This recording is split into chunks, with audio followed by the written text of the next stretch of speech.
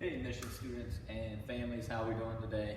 Got a quick video here just revising or kind of simplifying the 4 steps that we've been working on the past couple weeks, okay? These steps here have been treated more just for specialty steps, and the original reason I came up with this series of steps was to help you guys get better at punching and kicking with your non-dominant side. But as you go through the steps, you'll start to learn and notice that there's opportunities to throw punches with your dominant hand as well from different positions and set up a lot of different things with these steps, okay? So real quick, just to go over them and simplify it into one quick video for you guys.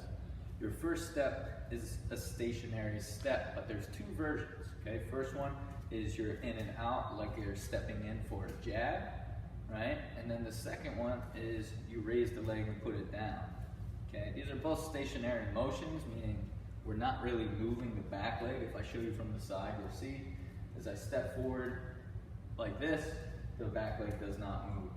As I raise my leg up, I place it down, the back leg does not move, okay? So that would be the first step that we started working on, which was a stationary step. The step forward is usually gonna help you set up some punches, but you can use it to set up kicks with the alternate leg as well, okay? For raising the leg, we practice using that to help just keep our balance and chamber that lead leg for maybe a front kick or a push kick or a foot jab, right? All similar, all just different names for different styles.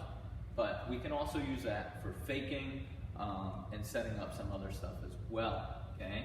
Now the second step we worked on was a drop step. Now the drop step, pretty much we were just referring to whichever leg was in front, swings back and you drop back to the opposite stance, okay? If I'm from this stance and I do a drop step, it's still my front leg. Doesn't matter which stance I'm in, okay? This stance, or that motion was really good for defense. We were dropping back to the opposite stance and trying to counter or attack from there. But you can use it just to simply avoid an attack and then get back in range as you step through, which is our third step. Now, like the drop step, you swing that leg around and get to the opposite stance, but instead of stepping back, you're gonna step forward using your rear leg. Now again, doesn't matter which stance you're in. If I step forward here, okay, I finish in the opposite stance, but from this stance, my back leg changes. So this step here would also be our step through or our walking step. All we're referring to is now our back leg swinging forward and finishing in that opposite stance, okay?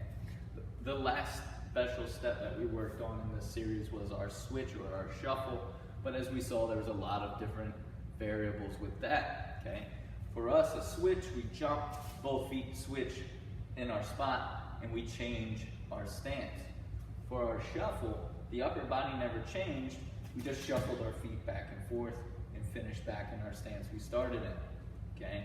Again, there was a lot of different things we could set up with that, and it worked as a good distraction to get the opponent to look down at your feet or to maybe overwhelm them to allow you to throw some strikes while they are trying to figure out what you're doing with your feet, okay? So your 4 stances, real simple way to practice, or your 4 steps rather. 1, 2, 3, 4, right?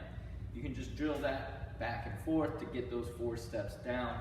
If you want to add the kick step in there, it would be 5 motions. You go 1, 2, 3, 4, and then 5, okay?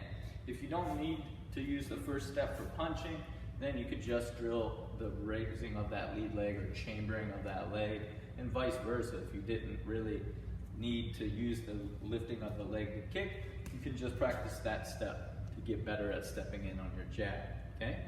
Hope you guys are able to practice these steps. Keep them in mind.